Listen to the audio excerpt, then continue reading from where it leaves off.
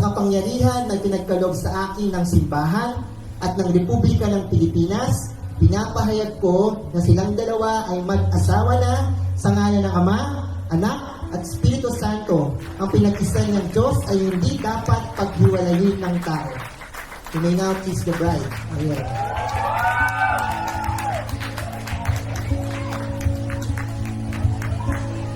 Ayun na. Ang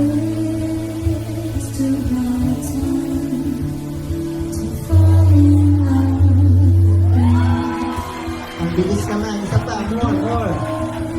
Isa pa. The count of 5.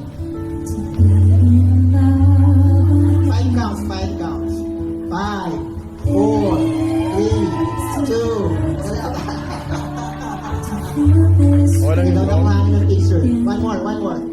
It's the right time. It's the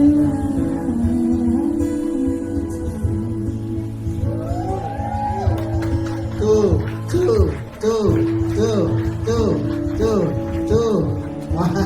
Sa mga po, palapakan natin ang Panginoon sa kanilang pagbuhay. Can you face the congregation, please? Ladies and gentlemen, it is with much pleasure that I now introduce to you Mr. and Mrs. Ariel and Arian De Quito. Mabuhay ang bagong kasal! Mabuhay ang bagong kasal! Ito po, mabuhay ang bagong kasal! Alright. Of course, this is the time for us to make memories with the couple, as we will all be having the chance to have a photo with them. We will all be called accordingly for our turn in the pictorial.